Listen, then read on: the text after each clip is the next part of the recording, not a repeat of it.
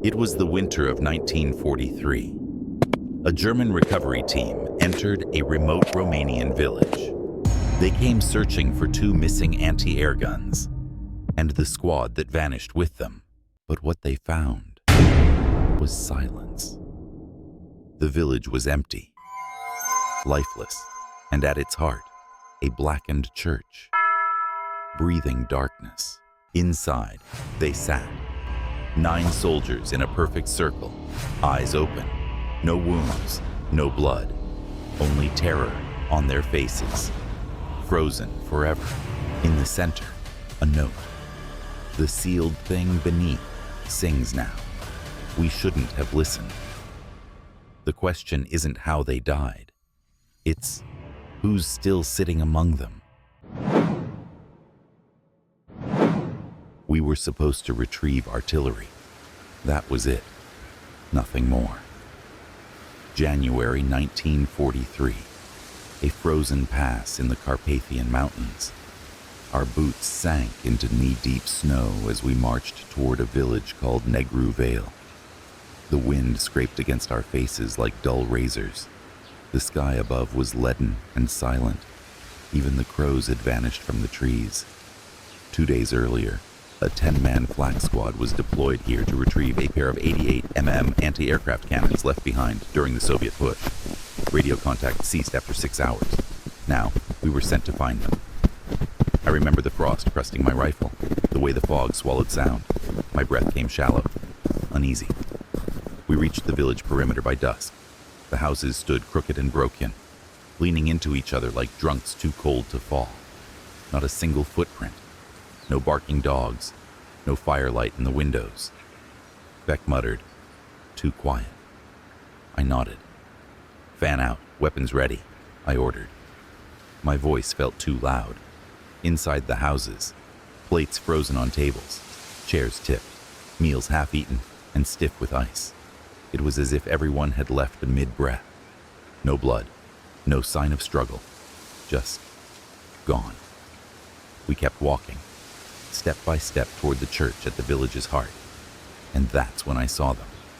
The flak 88S, still there, still half buried in the snow, just as the report said. But that wasn't what made me stop. It was the church behind them. Tall, stone, blackened by soot.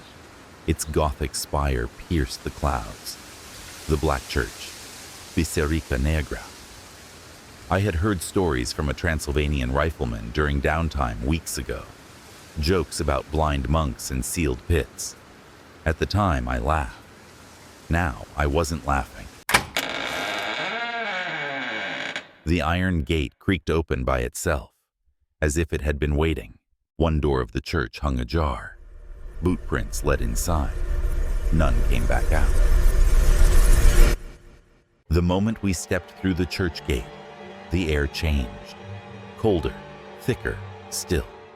9 boot prints led through the snow, straight into the church's main entrance. They overlapped in a staggered pattern, fast, like they were rushing inside. I looked back. No return tracks. "Form a wedge," I ordered. My breath came out like smoke. Guns up. The wooden doors groaned as I pushed them inward.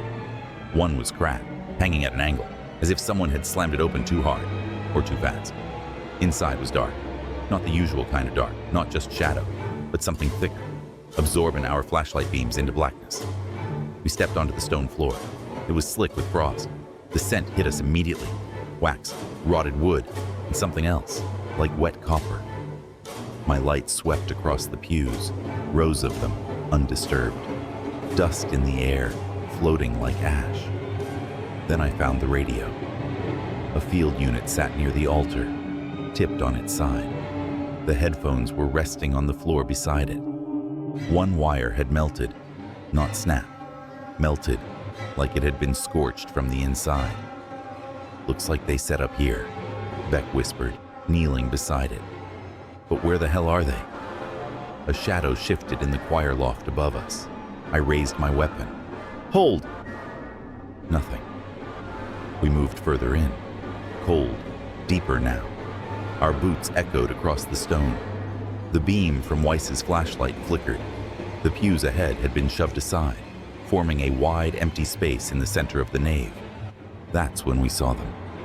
9 soldiers, seated in a perfect circle on the cold stone, backs upright, eyes wide open, mouths agape in silent scream, unmoving, unharmed, frozen in death, as if they'd all seen something at once and never looked away. Their weapons had been taken, placed neatly at the foot of the altar. Like an offering, I counted 9 bodies, the entire missing squad, except one. "Where's Jakob Lenz?" Beck murmured, squinting at the frozen faces. Their uniforms were intact. No signs of wounds, no signs of resistance, just horror, locked into their muscles like rigor mortis had caught them mid-scream. Each soldier was seated as if placed in position, palms open on their knees, boots flat. One even had his helmet laid at his feet upside down. Then I noticed something else. All their rifles, their sidearms, their knives, neatly stacked at the altar, like some kind of offering. Boxes of ammunition too, untouched, arranged with care. "Who the hell does this?" whispered Weiss, his voice cracking. "This isn't war. This is ceremony." I moved toward the old field radio set again, scanning the area. Dust lay untouched, except for one loose paper, placed dead center on the table. I picked it up. The handwriting was jagged, rushed, in German. The sealed thing beneath sings now. We shouldn't have listened. My mouth went dry. I read it again. The sealed thing. "What the hell does that mean?" Beck asked, reading over my shoulder. I didn't answer. Instead, I scanned the soldiers again. One of them, Friar Johannes, had something clutched in his lap, a leather-bound logbook. I pried it loose from his stiff fingers. He hadn't just died sitting. He had died writing. The last page was torn out, probably the one I held now, that final warning. I slipped both the paper and the log into my satchel and looked up.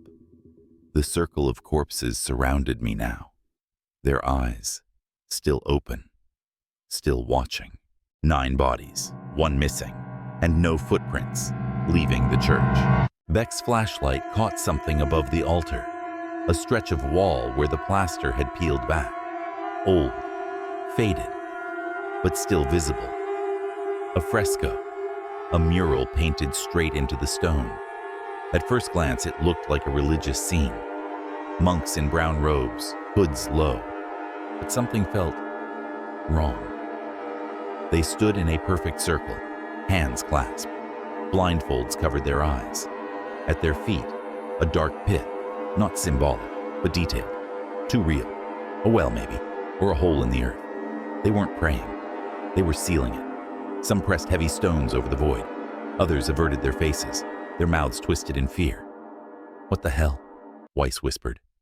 I stepped closer, scanning the paint. The monks' faces that weren't fully covered looked pained. One looked like it was screaming, though its mouth was sewn shut. A small inscription was carved beneath the art, worn by centuries. Friar Johannes might have known how to read it. Now, he sat lifeless on the floor. Locals must have tried to lock something down here, I muttered. Like what? Beck asked. The wind howled through a broken window, low and steady. I didn't reply. The scene felt familiar, not just from stories, from instinct. That kind of ancient fear that settles in your bones before logic catches up. And just beneath my boots, the stone floor sounded hollow. Something had been sealed beneath this church, and now the seal might be broken. We split up and began gathering identification tags from the corpses. The air was colder now. Still no wind. Still no sound beyond our own movement. Beck knelt by a body near the back, muttering names as he read them. Holtz, Kappel, Schreiber. I found one pressed against the icy floor, half frozen into the stone. I chipped it free. Not one of ours. It was old, tarnished. The stamping was almost illegible. I scraped the frost with my thumb. The name wasn't familiar. The unit marking, something from a division that hadn't existed since 1941. "Beck," I called, "check the list again. We're only missing one guy, right?" He nodded, flipping through the folded manifest in his hand. "Lenz, the kid. Then why do we have 11 tags?" That silence returned, heavier this time. My breath felt thicker in my chest. Beck came to stand beside me, reading the worn tag in my glove. He didn't say a word. He didn't have to. The weight of what it meant hit both of us. Whoever this was, they weren't part of the mission. They had died here long before we arrived. Maybe they left it behind, Weiss offered. His voice was shaky. "Then where's their body?" I asked. No one had an answer. Suddenly, the church felt older than it looked. Not just abandoned, layered, like we were standing on top of something ancient and unfinished. Someone died here long before our mission, and they left something behind. We searched the church again, more slowly this time, with a different kind of fear. I took Weiss and Hoffman to inspect the altar. The floor beneath it was uneven, several slabs raised ever so slightly at the corners. Beck knocked a boot against one and flinched. "Hollow." I ran my glove across the slab's edge. "Get me the pry bar." It took both Weiss and me to wedge it underneath and lift. With a low groan, the stone shifted. Cold, damp air spilled out, and something else, like rotting flowers left in a crypt. Below us, the shaft descended into darkness. Not steps, a drop, and from inside, a sound. Not a growl, not a whisper, a hum, melodic, almost human. No one spoke for a full 30 seconds. Then Hoffman muttered, "Is that singing?" I shone my flashlight down. The beam barely pierced the darkness, as if the light itself was being swallowed. We didn't go down. Not yet. We sealed the slab again, but the sound didn't stop. Later, when I checked the logbook we recovered from the radio set, that same slab was mentioned. The sealed thing beneath sings now. We shouldn't have listened. My hands started shaking. We had uncovered something the previous squad should have never touched. And now, it was awake again. The slab is sealed, but the song doesn't stop. And it's getting louder. That night, no one slept. We sealed the pit with the slab again, tried to ignore the sound still seeping from below. But it stayed. It never stopped. At 1 a.m., Private Kraus started mumbling in his sleep. Latin again, or something older. His voice sounded wrong, like it didn't belong to him. Corporal Weiss shook him awake, but the moment Kraus opened his eyes, he screamed like something was inside his head trying to claw its way out. Beck set a perimeter. No one goes alone, no one sleeps. We passed a bottle of schnapps around, just to steady our hands. Outside, the fog had returned, thicker now, a wall of white pressing against every window, like something waited just beyond it. At 2:30 a.m., Sergeant Hoffman saw a figure near the church graveyard. A man standing perfectly still between two crooked crosses. We all saw it. Tall, thin, unmoving. I opened the door with my weapon drawn. The fog swallowed him before I could even raise my scope. No footprints, no trace. We shut the door again, barricaded it. Then we heard movement from inside the church. It was coming from the choir loft. Slow, deliberate footsteps. I led two men up the stairs with flashlights and pistols drawn. Nothing there. Just dust and decay. Except the organ. A single key was depressed, held down by a small metal dog tag, old and rusted. One that didn't belong to any man in our squad, or the last. The fog crept in through the belfry vents, like it had a mind of its own. By 4 a.m., visibility outside was 0. It wasn't just fog anymore. It had weight, thickness like cloth soaked in ice water. Even our flashlights bounced back at us, useless. Inside the church, everything smelled of damp stone and rusted metal. Something new joined the air, a sweet, almost floral scent. But behind it, rot. Like something decaying inside a bouquet. We took shifts trying to keep calm. Corporal Weiss posted men in pairs. At 5 a.m., Private Keller vanished. He was stationed with Kraus just near the side entrance. Kraus said Keller walked into the fog to take a piss, he claimed, and never came back. Didn't you stop him? I thought he was right behind me, Kraus whispered. We scoured the exterior with ropes tied to our waists so we wouldn't get lost. Nothing. Just snow and a dog tag we found on the church step. Not Keller's. Same design as the one on the organ. Another crossed out name. When we returned, something else had changed. The painting. The fresco of the blindfolded monks. It was different. The hands that once held stones now pointed toward the nave. I blinked, looked again. The fingers remained raised, pointing toward the stone floor just behind us, toward where the pit had been sealed. The pit was sealed, right? I ran to check. The stone slab was still there, but now it breathed. The fog pulsed to its rhythm, like the building itself had a heartbeat. We weren't inside the church anymore. The church was inside something else. Jakob Lenz was kneeling at the altar when we found him, alive. But his back was turned, and he didn't move as we entered. We shouted his name. He didn't flinch. He was whispering, quietly, repeating something over and over. We drew closer, weapons lowered. The slab beneath him, the same one from the fresco, was warm now. My boots vibrated against it. A hum, steady as a pulse, rolled up through the stone. Jakob's voice cracked. He was praying, but not in German, not in Latin, not in anything I could recognize, a liturgy older than the church. Lenz, I said, grabbing his shoulder. He looked at me with eyes red as broken capillaries. Dried blood crusted his ears. And still, he smiled. I heard it, he whispered. What did you hear? He touched the slab. It forgives us. It remembers the voices. He turned back to the pit and resumed his chant, louder this time. Sergeant Beck moved in fast, grabbing him, wrenching him off the stone. Lenz screamed, not in pain, but in rage. You're silencing it again. We listened. That's why it chose me. Beck hit him. Once. Hard. The slab let out a deep metallic groan, and something beneath it answered. A second hum, deeper, more ancient, wet. Kraus swore and backed away. Sir, the stone's sweating.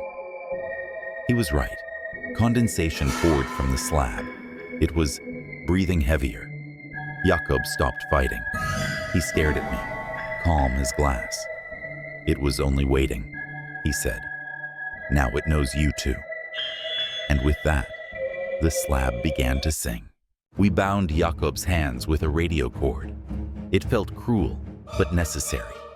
He had that look, the kind soldiers get before they walk into their own graves, smiling.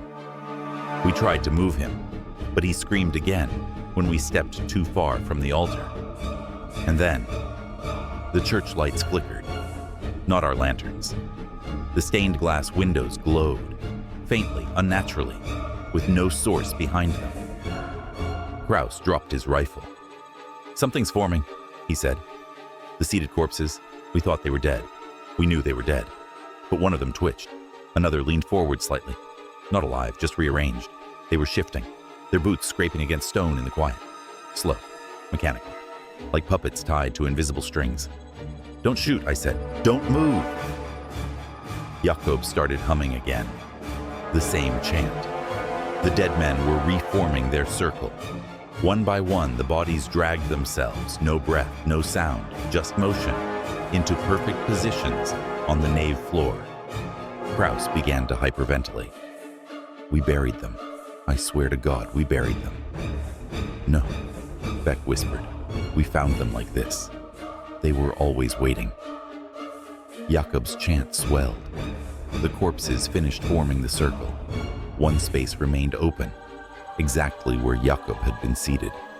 He stepped forward without command. We tried to hold him back, but he simply walked into the gap, sat down, and smiled. The stone slab behind him pulsed, and the singing grew louder. And then, the other voices joined in. The singing echoed in layers, like a choir recorded and played back 1,000 times over itself. My ears rang, my head pulsed with each beat from the altar. Beck shoved his fingers into his ears. It's inside, not around us. The circle was complete, but the slab was moving. The ancient stone at the foot of the altar, the one Jakob had stood near, began to rise, just a few inches. Dust spilled out from underneath. Cold air breathed upward. It carried a scent that made me gag, like flowers rotting in milk.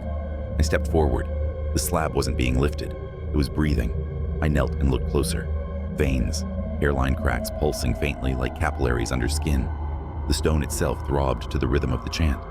Kraus whispered behind me, "It's alive." The fresco on the wall behind us, the one with the blindfolded monks, started to flake. The image changed. New cracks formed like veins across the wall, and the pit in the fresco widened. The painting was becoming a mirror. "Back away," I said, "now." But Jakob's eyes were rolled back. His mouth kept moving. No sound now, but his lips followed the rhythm perfectly. Then the slab cracked. Not a loud break, a soft snap, like brittle cartilage. A dark root-like mass began to push through the gap beneath the stone. Tendrils, maybe, or fingers. They didn't reach for us. They traced the floor around Jakob, curling lovingly beside him, and he welcomed it. I stepped forward to grab him, break the chant, do something. The floor pulsed again, and I heard my name, not out loud, inside me. A voice that knew everything I feared, and for the first time, I was afraid I'd start singing too. Jakob stood in the center of the nave now, alone, lit by lantern fire and the soft blue glow rising from beneath the broken slab. He wasn't shaking, he wasn't blinking, he just was. Kraus took a step forward, rifle shaking in his hands. He's not with us anymore. Jakob opened his mouth, and the voice that came out wasn't his, not human, not one. It was many, layered, like voices across time speaking in chorus. "We are memory," it said. "We are the choir buried beneath your wars." The tendrils reached for Jakob's chest, brushing the fabric of his uniform. He didn't flinch. They didn't tear. They entered, slowly, deliberately, and Jakob smiled. A drop of blood rolled from his nose, then his eyes, then his ears. He collapsed to his knees, but still smiling, still singing, and the pit pulsed brighter. Beck shouted, "We have to shut it, seal it now." I ran to the weapons pile, grabbing a flare and a charge of thermite. If it could bleed, it could burn. But as I turned back to the altar, I saw them. 9 shadow figures standing in the pews. The lost squad, silent, watching, mouths open wide, and singing. My men backed away in horror, weapons raised, but none of us could fire. We were surrounded by echoes, alive but not, present but unreachable. The thing beneath the slab spoke again, through Jakob, now crumpled and twitching. "We do not need your dead. We want your memory. We sing so you forget." And as the flame left the flare in my hand, I realized something worse. We were already starting to. I lit the flare and jammed the thermite charge into the edge of the slab, where the pit's pulse was strongest. The stone itself was warm, breathing. It vibrated faintly under my hand, like it had veins, like it had thoughts. "Clear the nave," I shouted. Beck dragged Jakob's twitching body aside, still alive, still whispering. I couldn't hear the words anymore, just tone, a low, devout tone, like prayer or mourning. I struck the igniter. The slab went up in an explosion of sparks and fire, light flooding the church interior with a roaring hiss. The thing beneath didn't scream. It sang louder. The heat was blinding. The flame didn't touch the tendrils, didn't scorch the altar. It curled upward like it was being guided away from the core.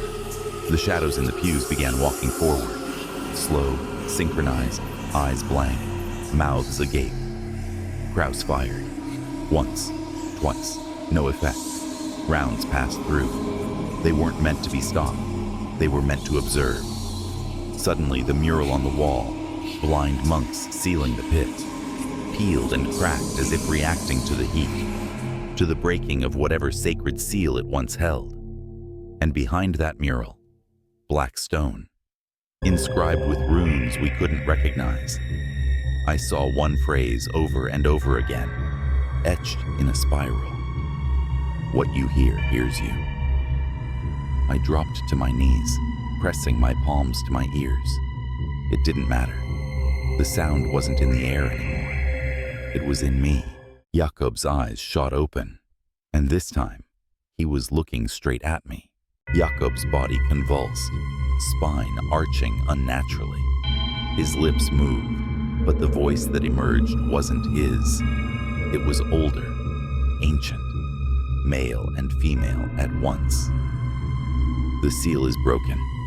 The listening begins. Beck stumbled backward, nearly tripping over a fallen bench. Sir, what the hell is that? I couldn't answer. I was frozen, caught between Jakob's unblinking stare and the low chorus now echoing from beneath the floor, from the walls, from inside us. The pews had emptied. The faceless figures were gone, but the presence remained. Jakob stood slowly, as if his bones were reluctant. His skin had turned pale gray, veins blackened beneath his cheeks, and when he smiled, his teeth weren't human. We were always here, the voice said again. You were taught to forget. I raised my rifle. He didn't flinch. Instead, he stepped forward and stopped beside the altar. Then he pointed. You left someone behind. We turned. Corporal Weiss, missing since the earlier sweep, was now kneeling in the center aisle, eyes closed, hands folded, his skin bloated and pale, like he had drowned. He opened his eyes slowly and sang. No melody, no rhythm, just raw, droning terror. The crypt beneath us throbbed. Every breath we took matched its beat. Beck gripped my arm, whispering, what if the seal wasn't to keep it in, but to keep us out? I couldn't answer. Jakob was smiling again, and then he whispered one last word. Enter, and stepped backward toward the stone hole. He didn't fall, he descended, like something was pulling him down, slowly, reverently. We stood at the edge of the open slab. 4 of us left. Jakob had vanished into that pit without a scream, without resistance. Beck's flashlight trembled in his grip.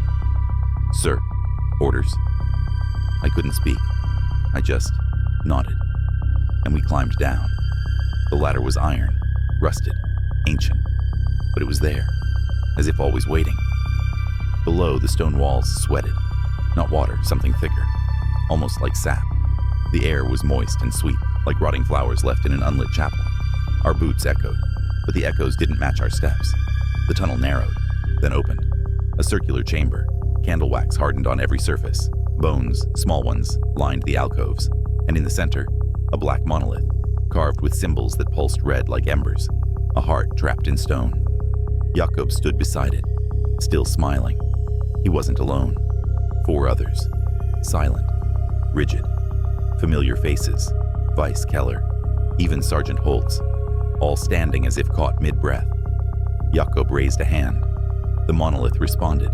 Its surface rippled like flesh. You heard it, Jakob said softly. And now, it hears you. Suddenly, Beck dropped his weapon and clutched his head. It's inside, he gasped. It's playing us.